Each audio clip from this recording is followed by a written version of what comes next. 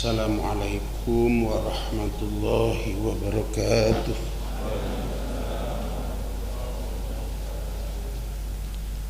Bismillah, walhamdulillah, wassalatu wassalamu ala rasulillah wa ala alihi wa ashabihi wa man tabi'ahu wa mawalah, amma ba'du.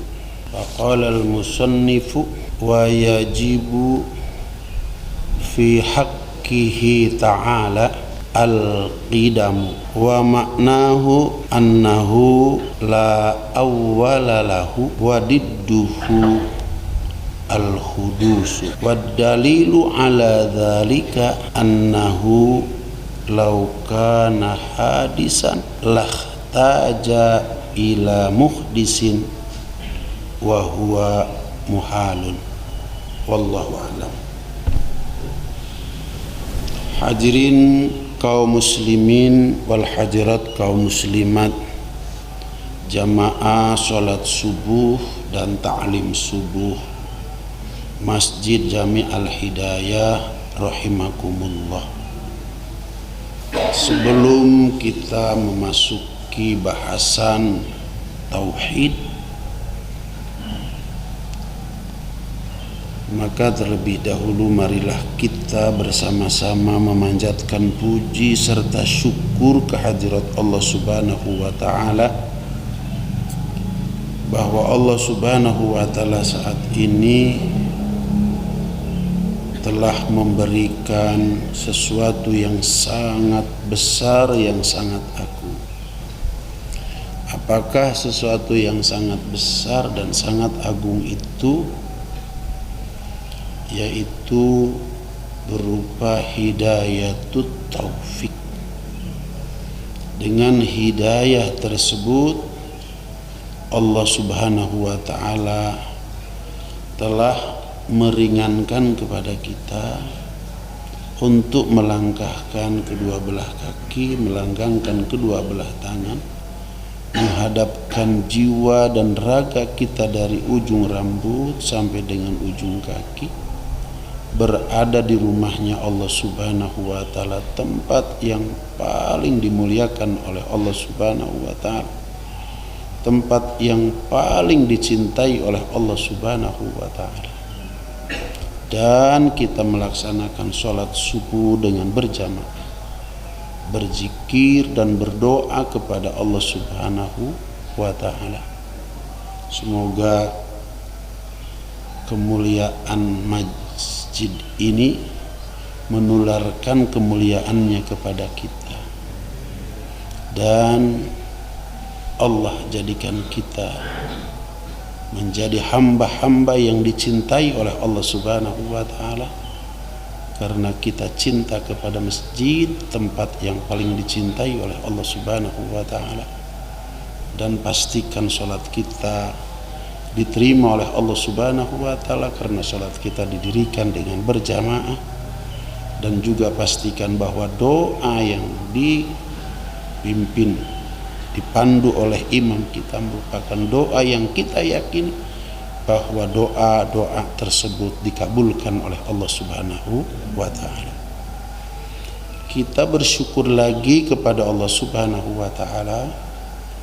Allah memberikan kesabaran, kekuatan kepada kita untuk memperpanjang iktikaf kita insyaallah sampai dengan waktu isyraq.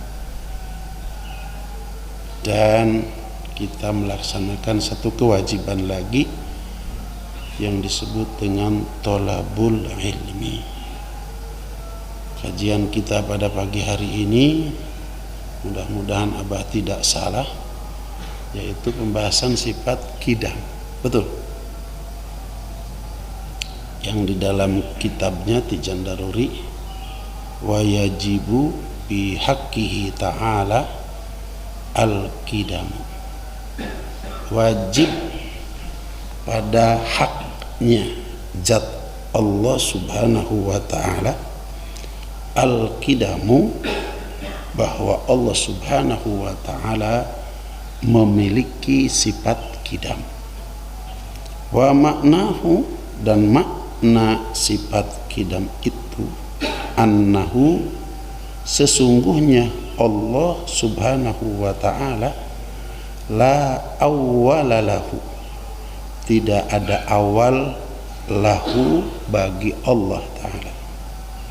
Wadidduhu, dan kebalikan daripada sifat kidam, al-hudusu, yaitu baru.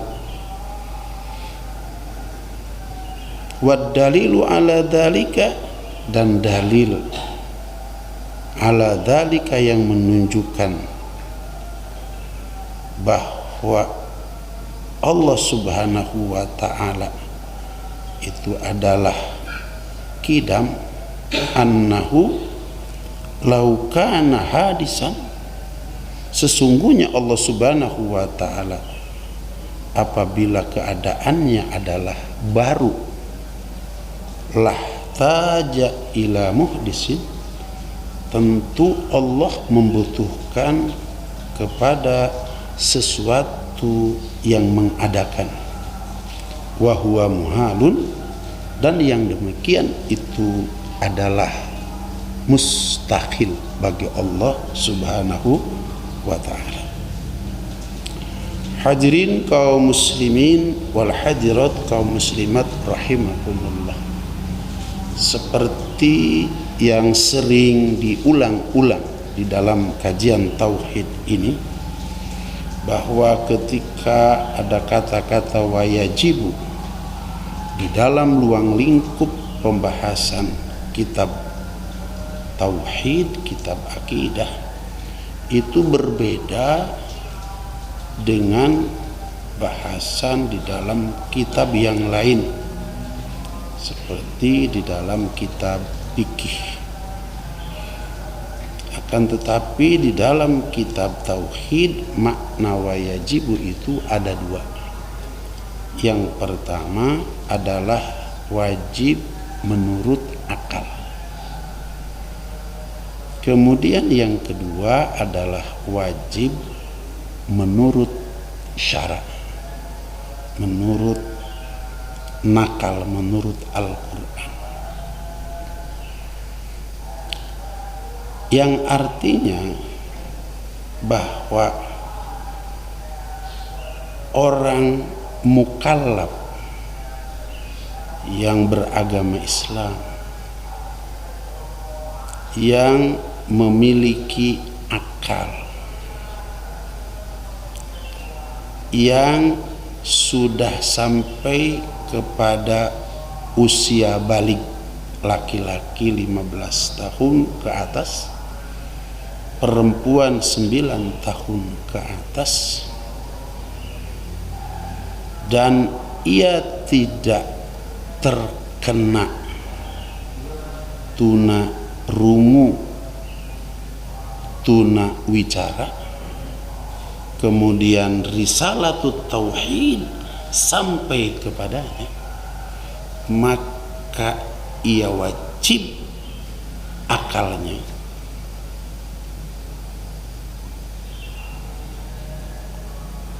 meyakini bahwa zat Allah subhanahu wa ta'ala memiliki sifat kidam. Jadi kira-kira itu yang berkaitan dengan akal. Soal akal sudah diulang-ulang dibahas di dalam pengajian ini, bahwa akal itu memiliki kekuatan mengalahkan panca indera. Mata hanya dapat mengetahui setiap rupa, telinga hanya dapat mengetahui setiap suara, hidung hanya mengetahui setiap wangi dan bau, 1001 wangi bau di dunia dengan hidung bisa dijangkau. Lidah hanya dapat mengetahui semua rasa yang ada di dunia. Silahkan kirim kepada lidah, tidak ada satu rasa pun kecuali bisa ditembus oleh lidah. Akan tetapi ada yang lebih hebat daripada mata, daripada telinga, daripada hidung, daripada lidah, sehingga ia dapat menembus segala sesuatu yang tidak bisa dijangkau oleh mata, oleh telinga, oleh hidung, oleh lidah. Apa yang disebut dengan akal. Bahkan lebih jauh daripada itu, di mana Imam Dohak menyampaikan di dalam tafsirnya Ibnu Katsir bahwa alam yang diciptakan oleh Allah Subhanahu wa taala itu jumlahnya ada 18.000 alam, dalam rangka menafsirkan alhamdulillahi rabbil alamin, segala puji bagi Allah yang telah rabbil alamin, yang menciptakan 18.000 alam. Gitu. Nah, oleh mata hanya bisa dilihat segala sesuatu yang ada, yang terjangkau oleh pandangan mata. Oleh telinga hanya sesuatu yang bisa terjangkau oleh pendengaran. Oleh hidung segala sesuatu yang bisa dicium. Oleh lidah segala sesuatu yang bisa dirasa. Tapi kekuatan akal dapat menjangkau di balik semua yang bisa dilihat, yang bisa didengar, yang bisa dicium, yang bisa dirasa. Di sebelah sana itu bisa dijangkau oleh akal.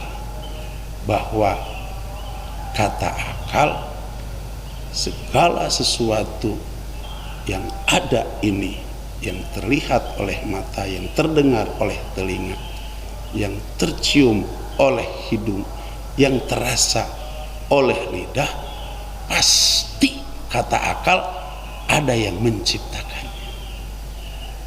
Ini yang bisa menjangkau sampai ke sana, itu adalah akal. Seperti juga yang sering Abah sampaikan, bahwa akal itu memiliki kehebatan yang sangat-sangat luar biasa. Kalau ada segala sesuatu yang kita lihat hebat di alam dunia ini, pastikan bahwa itu adalah ada sentuhan akal. Hari ini sepeda yang menjadi apa namanya? Apa ini? Kalau main sepeda ini apa namanya, Pak? Yang menjadi hobi begitu. Kenapa itu? Sepeda bisa menjadi hobi, sepeda dibeli bahkan dengan harga yang mahal, padahal kakinya cuma 2, karena ia bisa berjalan sehingga luar biasa. Hari Ahad kalau nggak ngaji di sini itu main sepeda semua begitu. Jawabannya karena dalam sepeda itu ada sentuhan akal. Kenapa ada motor bisa berjalan dan motor ada yang miliaran? Jawabannya dalam motor itu ada sentuhan akal. Kenapa ada mobil? Mobil juga bermacam-macam, dari mulai angkot sampai dengan Rolls Royce yang harganya 12 miliar. Karena dalam benda-benda itu ada sentuhan akal. Bahkan ada pesawat terbang, ada kapal laut, semuanya benda jatuh, kapal laut semuanya benda tenggelam. Kenapa bisa terbang? Kenapa kapal laut bisa berlayar dari satu pulau ke pulau yang lain? Jawabannya karena dalam benda-benda itu ada sentuhan akal. Kalau tidak ada sentuhan akal, jangankan benda jatuh menjadi pesawat, Jangankan benda tenggelam menjadi kapal laut. Aya cabe we jeung cowet, padahal ulekna sudah disiapkan, maksudnya supaya bikin sambal. Tidak ada produksi yang paling mudah kecuali memproduksi sambal. Tapi jelemana gelo, sok asongkeun cowet, asongkeun ulekan, asongkeun uyah, asongkeun tomat, asongkeun cabe. Apa yang terjadi? Ulekan dibaledokeun ka urang, coetna dialungkeun, cabena diacak. Kenapa? Jawabannya karena akal dicabut oleh Allah Subhanahu wa ta'ala. Kata Allah Subhanahu wa ta'ala, silahkan. Akal kamu mau dibuat bikin sambal, akal kamu mau dibuat bikin kolecer. Tahu kolecer apa? Ada orang kampung di sini, baling-baling tuh. Itu ada sentuhan akal. Kalau angin ke sana, dia putar ke sana supaya baling-balingnya menghadap kepada arah angin. Begitu dan seterusnya. Kata Allah Subhanahu wa ta'ala, mau bikin sepeda silahkan, mau bikin motor silahkan, mau bikin mobil, kereta api, pesawat terbang, bahkan lebih jauh daripada itu, bikin ulang alik, bikin Apollo yang satu kali gas sampai ke bulan, silahkan. Tapi yang kalian harus ketahui, kata Allah Subhanahu wa ta'ala, tujuan utama aku menciptakan akal, agar akal itu tembus di mana kalian berjumpa dengan aku dalam pengertian yang sangat luas. Tentu kita berjumpa dengan Allah Subhanahu wa ta'ala berbeda perjumpaan kita dengan makhluk. Perjumpaan kita melalui akal dengan Allah Subhanahu wa ta'ala yang disebut dengan al-iman, al-yakin, dan makrifat kita kepada Allah Subhanahu wa ta'ala. Jadi akal kita wajib menerima bahwa zat, Abah sudah ngomongnya sudah zat ini, karena di sininya bihaqihi ta'ala. Ketika disebut bihaqihi ta'ala, maknanya itu harus zat. Kalau sudah Allah, itu harus asma, harus nama. Jadi zat yang memiliki nama. Nama apa? Nama Allah. Coba Abah mundur lagi ini ngajinya nih. Ketika kiai ulama dalam wilayah menyampaikan zat untuk Allah, harus dibedakan dengan penjelasan zat ketika kita mendapat ilmu dari sekolah. Yang dimaksud zat ketika dari sekolah, dari perguruan tinggi, itu yang dimaksud zat di situ adalah benda cair, benda padat yang memerlukan waktu, memerlukan tempat. Tapi ketika disebut zat Allah, maka yang dimaksud zat oleh ulama yang disandarkan kepada Allah Subhanahu wa ta'ala bukan zat yang itu yang kita dapat pelajaran dari sekolah. Karena zat yang disampaikan oleh guru kita di sekolah itu zat untuk makhluk yang perlu tempat, perlu waktu. Sedangkan zat Allah tidak perlu tempat, tidak perlu waktu. Justru tempat dan waktu diciptakan oleh Allah. Bagaimana mungkin Allah butuh tempat dan butuh waktu?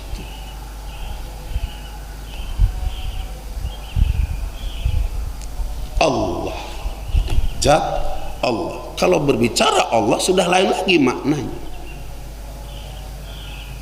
Allah itu ismun min asma'illah, salah satu nama daripada nama Allah. Allah sendiri menyampaikan di dalam Al-Quran, walillahi asmaul husna, dan bagi Allah memiliki nama-nama yang baik.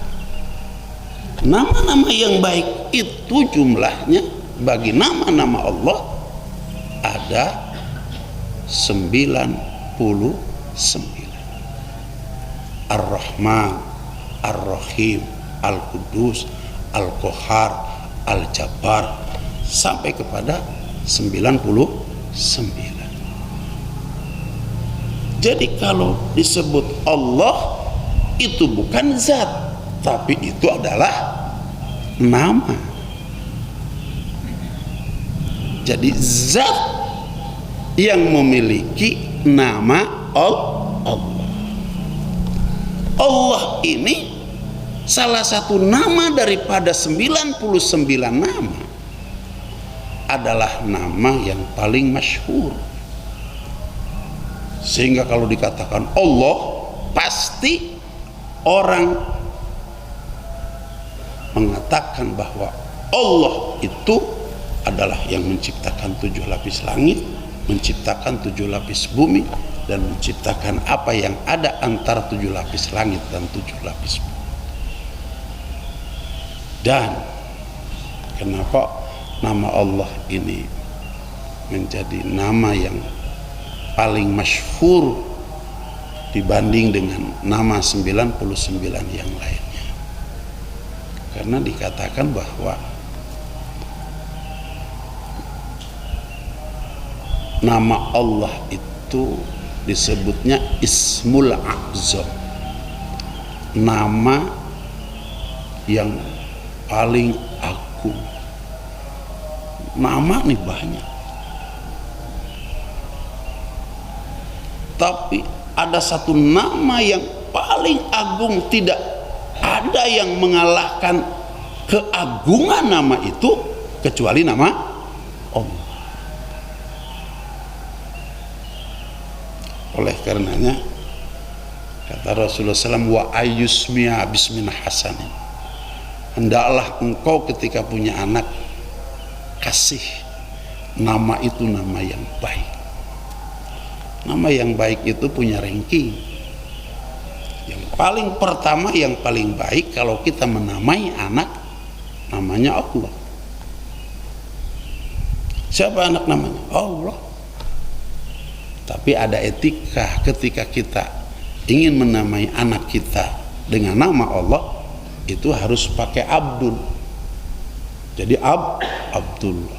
Karena kalau Allah saja, nanti pas datang ke rumah anak kita, Allah sudah datang, bahaya. Jadi harus pakai Abdul. Rahman, nama Allah. Boleh kita punya anak namanya Ar-Rahman, nama Allah ranking pertama dari nama-nama yang baik, tapi harus pakai Abdul. Rahman, Rahim Abdul Rahim, Qahar Abdul Qahar, dan seterusnya dan seterusnya. Kemudian ranking kedua itu nama malaikat. Jadi kalau kita ingin menamai anak kita, namai nama-nama malaikat. Jibril, Mikail, Israfil, Ajrail, ada gagah main tempeleng mati nanti. Dan seterusnya. Itu ranking kedua. Kemudian ranking yang ketiga nama-nama nabi. Kalau kita punya anak, kasih nama nabi, itu ranking ketiga. Ranking keempat nama-nama sahabat dan sahabiah. Ranking kelima nama-nama orang-orang soleh, nama ulama karena kesolehannya. Karena dalam nama itu menurut ulama ada tafa'ulan wa tabarrukan, itu ada keberkahan dengan nama tersebut. Oleh karenanya kita juga boleh mengevaluasi terhadap nama kita. Apakah nama kita ada di ranking keberapa?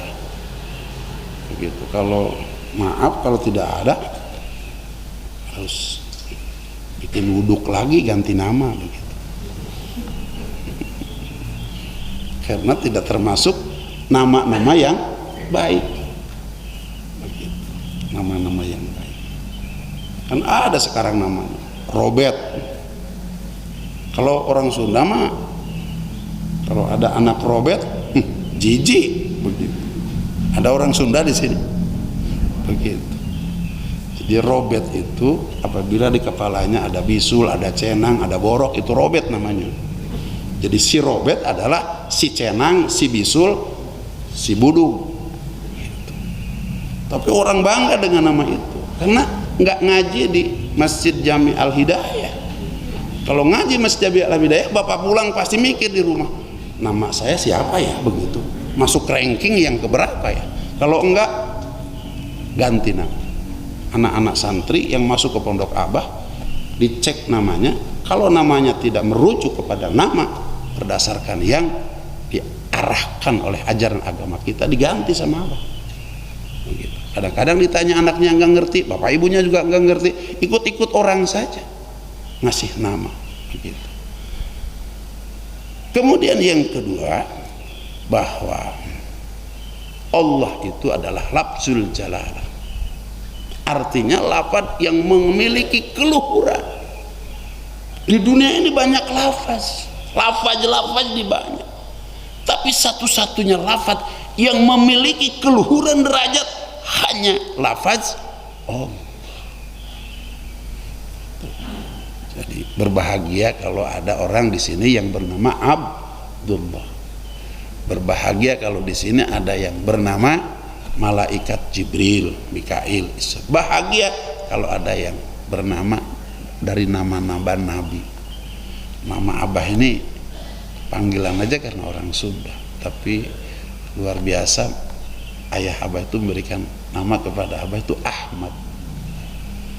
Kemudian Raud Bahar. Jadi kalau boleh dirangkai, taman laut yang terpuji. Ternyata kalau berbicara taman, tidak ada taman yang mengalahkan indahnya taman laut. Betul? Ada yang pernah ke Bunaken? Nah, kalau enggak, ini ketua DKM harus ajak gitu ke Bunaken. Abah ketika melihat keindahan taman laut di Bunaken hampir pingsan. Kenapa? Kita ngaji tauhid, melihat alam dunia ini sudah masuk keagungan Allah, kebesaran Allah ke dalam hati kita. Ketika melihat alam yang indah di dalam laut, Abah menjerit Allah, Allah, Allah, karena begitu indah. Kalau dunia saja, daratan dan lautan sebegitu indahnya, yang katanya hanya 1% dari keindahan yang oleh Allah Subhanahu wa Ta'ala dinampakkan kepada kita. Bagaimana dengan keindahan surga? Bisa dibayangkan? Yang keindahannya 99%. Dan ada lagi, ini bisa ketemu kalau ngaji tauhid. Bagaimana kalau dibandingkan dengan yang menciptakan surga? Betapa indahnya yang menciptakan surga itu.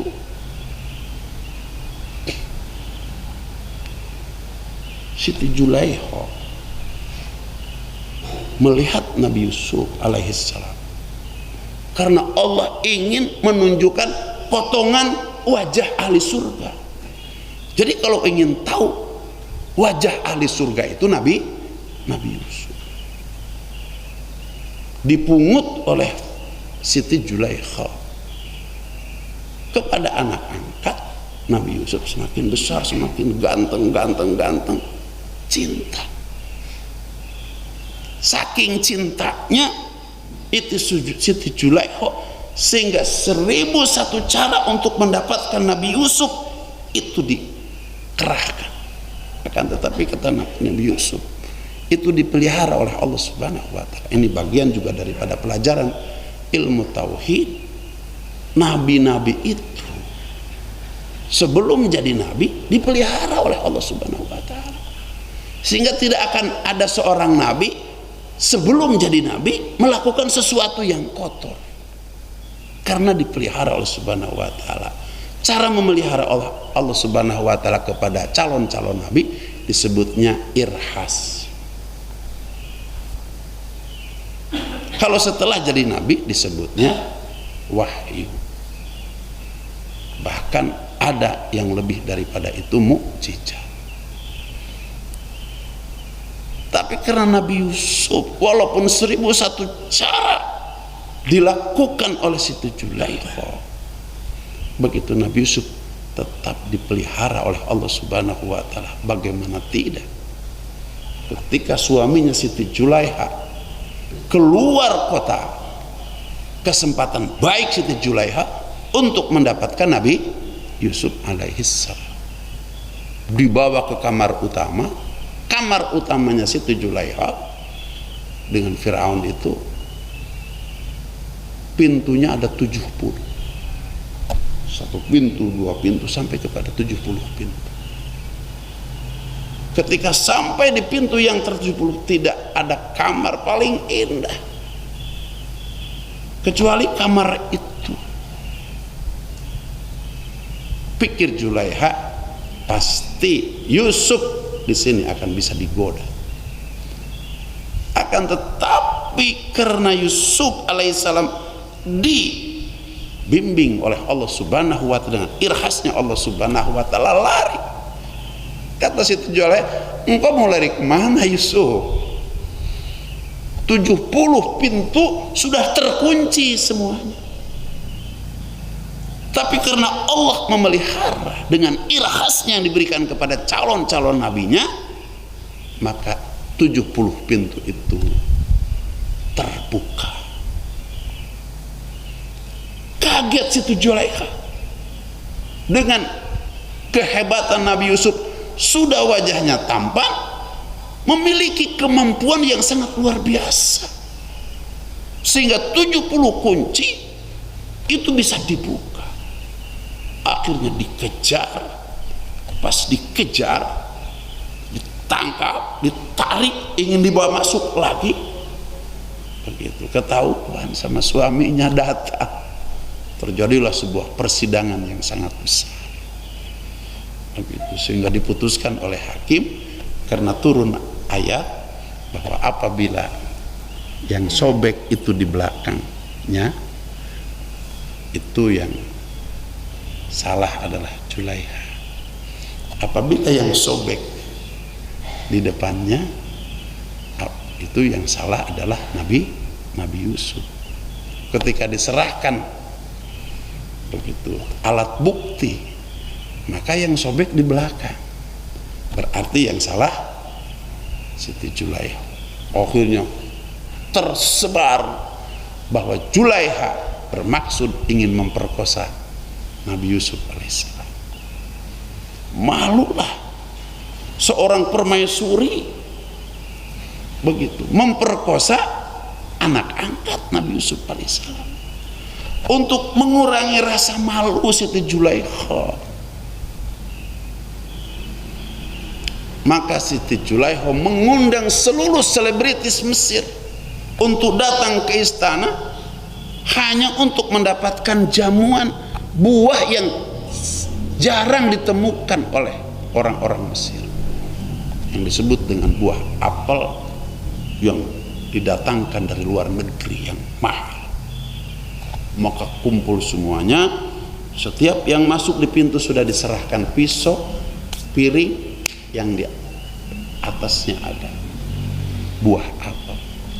Kemudian duduk semuanya. Setelah selesai, kata Siti Zulaikha, aku datangkan kalian karena aku ingin berbagi. Ini ada buah apel yang sangat luar biasa, manis dan mahalnya. Silahkan dikupas. Sebentar aku ke dalam, nanti aku keluar lagi. Maka ternyata apa yang terjadi, masuk ke dalam membawa Nabi Yusuf seperti pesan show dari ujung ke ujung. Di tengah-tengah seluruh wanita Mesir, selebritis Mesir sedang mengupas buah apel. Begitu indahnya wajah Nabi Yusuf alaihissalam. orang yang sedang mengupas buah apel, kemudian dikupas apelnya habis, maka yang terkupas tangannya, bahkan tangannya mengeluarkan darah tidak terasa, dengan melihat keindahan wajah Nabi Yusuf alaihissalam.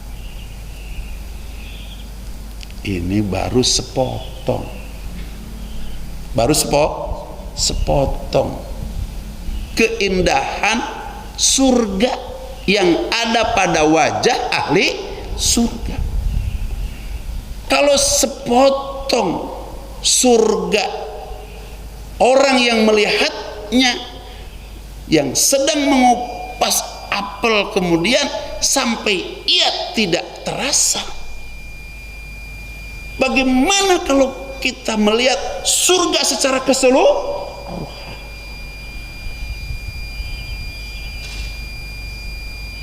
Dan ada lagi, bagaimana kalau kita memandang wajah yang membuat keindahan surga?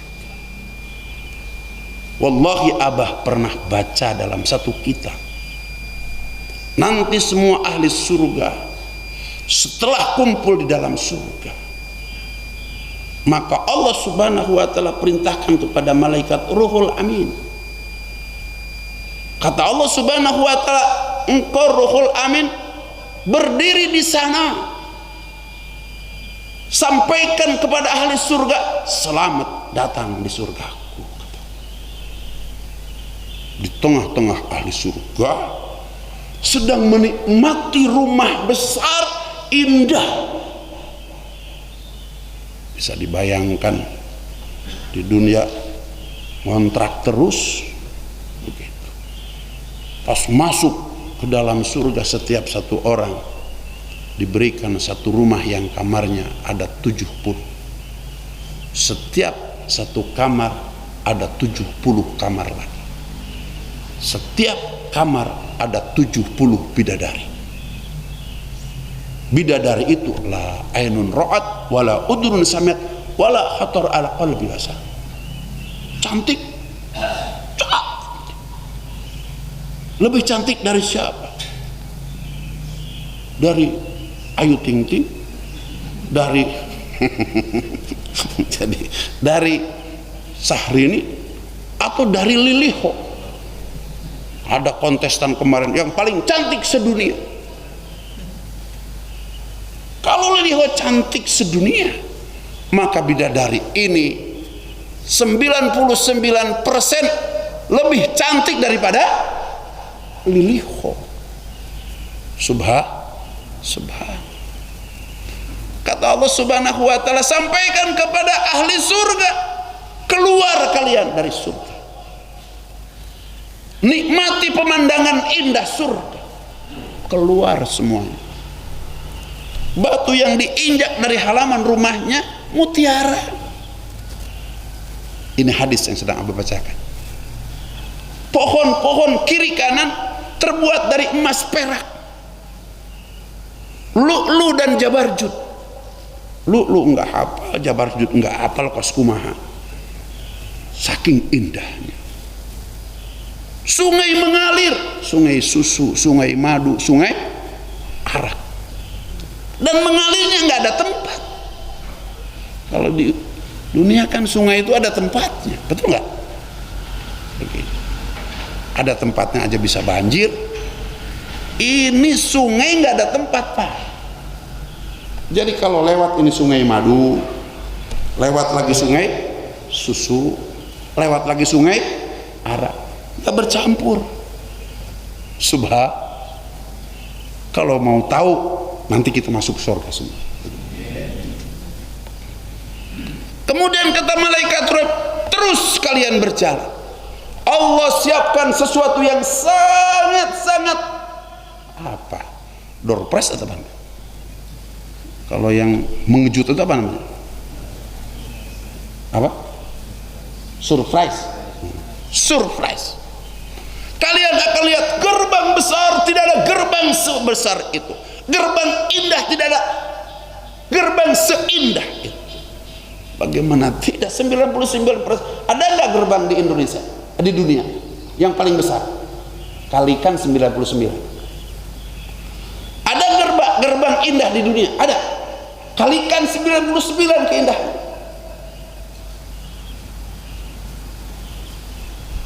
Masuk ke dalam gerbang tersebut, subhanallah, malaikat-malaikat khidmat sedang menghamparkan suprah berwarna hijau yang terbuat dari sutra sejauh mata memandang. Kemudian kepala surga disuruh duduk berhadap-hadapan, didatangkan 70 buah-buahan. Duren pasti buka. Buah surga yang lezatnya 99%. Subhanallah. Dimakan satu buah sampai 70 buah. Subhanallah. Buah yang satu enak, yang kedua enak, sampai ke 70. Didatangkan lagi 70 macam minuman. Kenapa jadi minuman? Karena umat Islam ini diharamkan untuk minum yang haram. Begitu. Kita melihat di sebelah sana di bar-bar, di diskotik, baik langsung maupun tidak, kan iri kita, ingin seperti mereka. Tapi karena itu adalah sesuatu yang haram, maka kita bertahan untuk tidak. Kata Allah, sekarang bukan 1 botol, 2 botol, tapi 70 botol. Dan ini tidak memabukkan. Dalam hadis tersebut, yang memerasnya Allah, yang memasukkan ke dalam botol indahnya Allah, lebih indah dari botol-botol yang pernah kalian lihat, brandy, whisky. Ada botol apa lagi, Pak? Aya botol naon deui? Aya nu apal? Oh. Kalau hafal takut dituduh pernah begitu, Pak ya. Insya Allah, walaupun pernah dengan ngaji yang sekarang, hapus dosa insya Allah. Kata malaikat, ini perasaan Allah. Botolnya Allah yang ciptakan, tutupnya Allah yang ciptakan, segelnya Allah yang ciptakan. Dulu kamu melihat di sana, tapi kamu bertahan. Ini diberi oleh Allah Subhanahu wa Ta'ala. 1 botol nikmat, 2 botol, 70 botol. Terakhir Bapak Ibu sekalian, tumbuh dari setiap sisi manusia ahli surga 1 pohon yang berdahan 70. Dari setiap dahan tergantung 1 setel pakaian, kali 70 berapa? 70 setel pakaian. Kata malaikat, ini pakaian yang didesain oleh Allah untuk kamu. Kalau kita pernah melihat desainer mendesain pakaian yang juara dunia, dan kita pasti melihat ini luar biasa. Tapi desainernya Allah dilipatkan 99 kali lipat. Kalau itu indah, kalau dilipatkan menjadi 99, keindahannya bisa dibayangkan? Bisa dibayangkan? Keindahan pakaian yang diciptakan oleh Allah Subhanahu wa Ta'ala.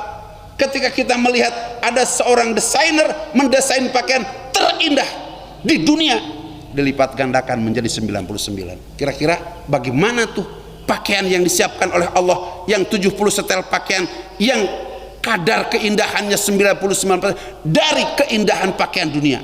Bisa dibayangkan? Dipakai. Kemudian di antara kita saling melihat pakaian yang dipakai oleh para ahli surga itu. Tiba-tiba ada satu suara, yang suara itu, adakah wahai hamba-hambaku ahli surga, janji-janji aku aku semuanya sudah dipenuhi, semua terperanjat,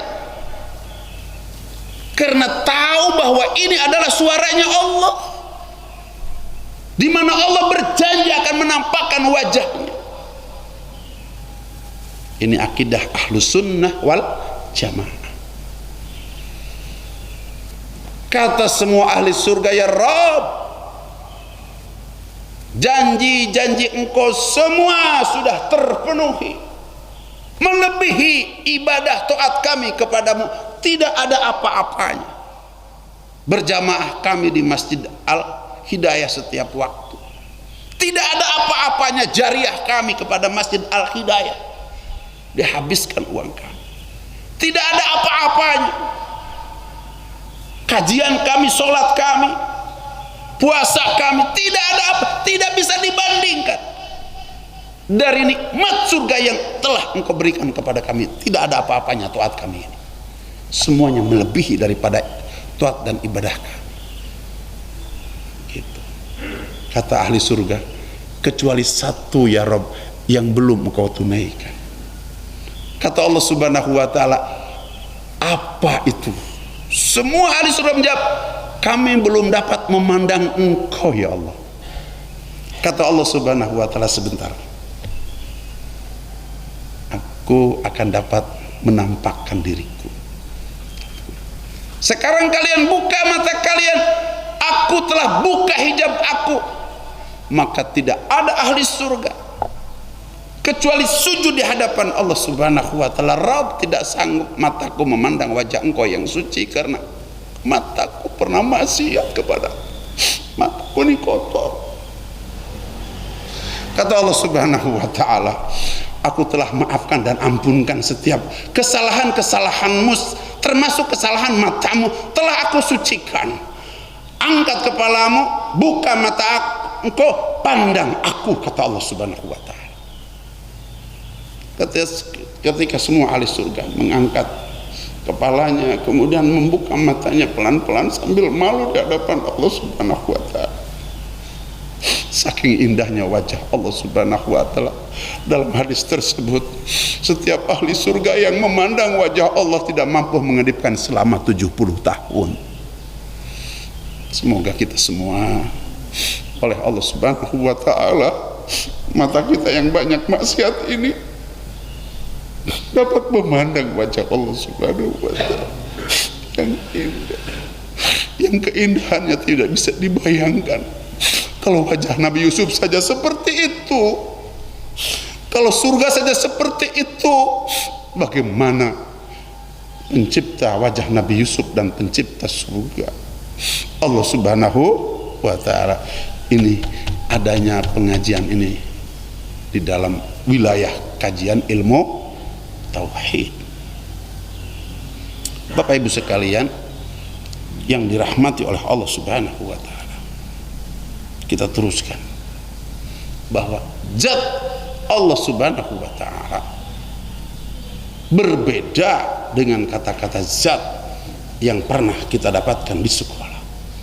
Oleh karenanya ketika seorang ulama, kiai, ketika mengatakan zat Allah Subhanahu wa ta'ala, bahwa ia adalah zat yang memiliki keagungan, memiliki keluhuran, dan tidak ada yang mengalahkan keagungan, keluhuran, kemuliaan, mengalahkan zat Allah Subhanahu wa ta'ala. Al-Qidamu. Nah, ketika kita berbicara Al-Qidamu, berbeda. Begitu kalau kita berbicara pihak kita lah, maknanya zat Allah, Allahnya asma, nama daripada nama-nama Allah. Sedangkan Al-Qidamu sifat. Al-Qidamu sifat. Jadi Allah wajib menurut akal, menurut syara, di mana Allah memiliki sifat. Salah satu di antara sifat-sifat Allah Subhanahu wa ta'ala namanya sifat qidam. Dan kewajiban ini menurut pandangan nakal ilmu syara' mahwal wajib. Yang kedua setelah wajib menurut akal, ma yusabu ala fa'lihi wa yu'aqabu ala tarkihi. Sesuatu yang diberikan pahala dengan surga ketika dilakukannya, dan sesuatu yang diberikan siksa dengan api neraka apabila ditinggalkannya. Artinya kalau kita meyakini terhadap zat yang memiliki nama Allah, nah ini kalau kita ngaji kayak begini, bahwa zat yang memiliki nama Allah itu memiliki sifat qidam, maka kita akan mendapatkan surganya Allah Subhanahu wa ta'ala.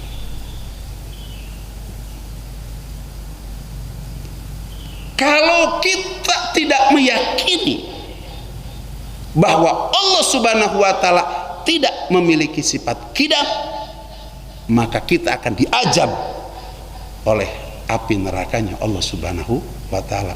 Na'udzubillahi min dzalik. Akan tetap, oleh karenanya ngaji sifat 20, yang dalam sifat 20 itu salah satunya adalah sifat qidam. Ini merupakan sebuah kewajiban besar bagi kita yang merindukan masuk ke dalam surganya Allah Subhanahu wa ta'ala, yang keindahannya sudah Abah sedikit gambarkan tadi melalui lisan suci baginda Nabi besar Muhammad sallallahu alaihi wasallam. Bapak Ibu sekalian yang dirahmati oleh Allah Subhanahu wa ta'ala, makna qidam, arti qidam itu ada dua. Yang pertama secara harfiah, yang kedua secara maknawiyah. Makna qidam secara harfiah bahwa qidam itu artinya terdahulu.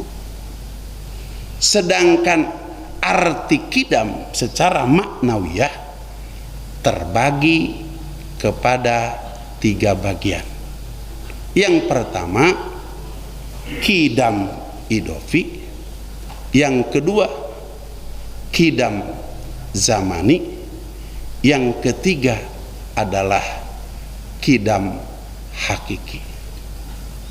Kalau kita tidak melewati pembahasan ketiga bagian qidam ini, tidak akan pernah ketemu dengan sifat qidamnya Allah Subhanahu wa ta'ala. Karena waktu yang membatasi kita, sudah datang waktu Isra, dan ini pembahasannya cukup lama, mungkin membutuhkan sampai 1 jam lagi.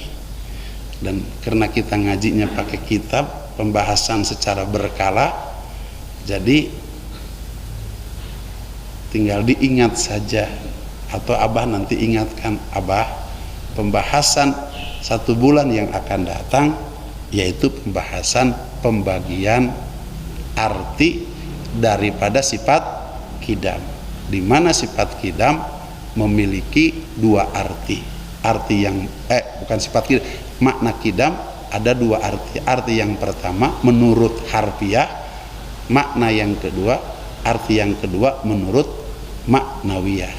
Menurut harfiah diingatkan nanti kepada Abah bahwa qidam itu adalah terdahulu, dan menurut maknawiyah qidam terbagi kepada 3 bagian. 1 qidam idofi, yang kedua qidam zamani, yang ketiga qidam hakiki. Nanti akan jelas siapa Allah itu yang memiliki sifat qidam. Ini kira-kira 1 jam pembahasannya, baru akan sampai selesai kita meyakini kepada Allah Subhanahu wa ta'ala bahwa Allah memiliki sifat qidam.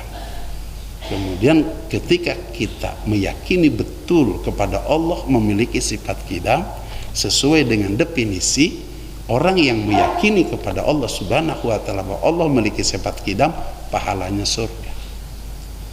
Orang yang tidak meyakini kepada Allah memiliki sifat kidam, tempatnya dalam azab api neraka. Nah sekarang pertanyaannya, sudah memiliki belum kita keyakinan kepada sifat kidam, bahwa Allah Subhanahu wa ta'ala memiliki sifat kidam? Jawabannya pasti belum, karena belum dijelaskan. Begitu. Nah kemudian kita kalau mati masuk neraka? Enggak. Kalau mati masuk neraka? Tidak. Karena Allah Subhanahu wa ta'ala memberikan kemurahan kepada kita, kepada mereka yang betul sungguh-sungguh mempelajari ilmu tauhid. Kemudian ilmu tauhid secara sempurna belum diyakini, dari sifat wujud, qidam, baqa, muhlaqatul hawadisi, apalagi kita baru dua sifat. Kemarin sifat wujud, sekarang dua sifat yang sifat qidam. Masih berapa lagi? Kalau 20 itu masih 18 sifat lagi yang dibahas, baru 1,5. Yang setengah belum. Yang wujud kemarin sudah pinter, Abah sudah sampaikan, betul? Begitu udah bisa, katakanlah udah bisa semua. Kemudian yang kedua ini sifat qidam baru setengah, artinya belum sampai kepada arti secara tuntas kita mempelajari sifat qidam. Jawabannya, masuk surga atau masuk neraka? Abah jawab, insya Allah masuk surga. Karena Allah tidak melihat hasil, tapi Allah melihat kesungguhan. Jangankan pembahasannya belum selesai, bahkan mungkin pembahasan sudah selesai dari wujud sampai dengan sifat yang ke-20 yang terakhir. Karena keterbatasan pemikiran kita, tapi karena kita sungguh-sungguh di dalam belajar ilmu tauhid, kemudian kita mati dalam kesungguhan belajar ilmu tauhid, Allah akan kumpulkan dan dengan mereka yang sudah sempurna imannya. Oleh karenanya jangan absen-absen ngajinya, jangan absen-absen.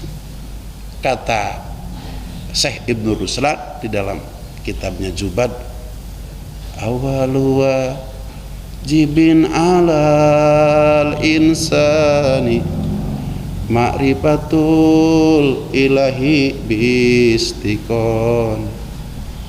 Yang pertama diwajibkan kepada manusia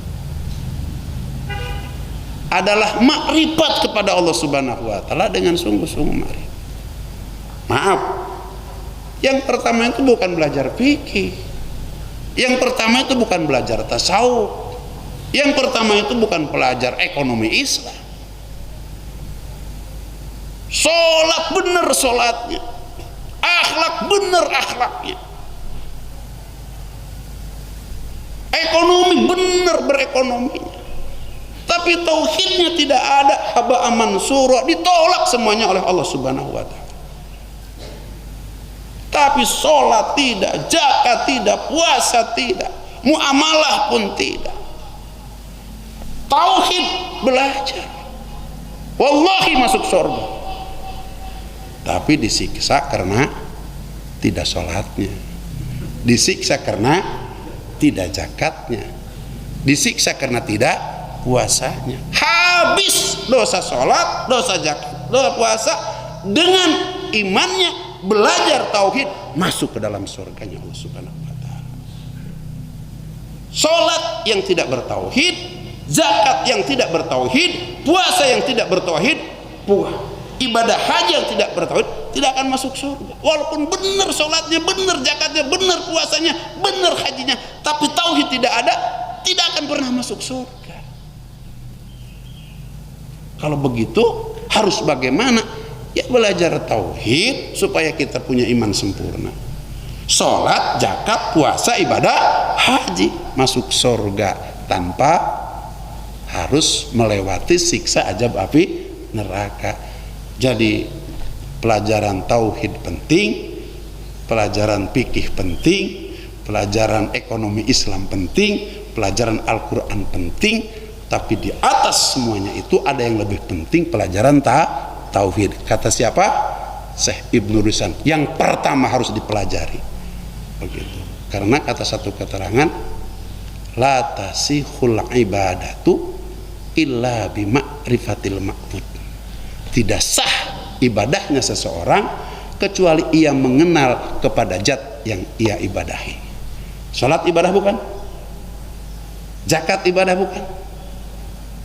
Puasa ibadah bukan? Haji umrah ibadah bukan? Semuanya ibadah. Tapi kalau kita sholat, zakat, puasa dan ibadah tidak kenal kepada Allah Subhanahu wa taala, ditolak semuanya. Yang mengantarkan kita mengenal kepada Allah Subhanahu wa taala setiap Ahad keempat ngaji di Masjid Al Hidayah. Insya Allah ini pelajarannya untuk mengenal kepada zat yang kita ibadahi. Hadanallahu wa iyyakum ajmain wa adkhalana fi zumratil muwahhidin fi jannatin naim.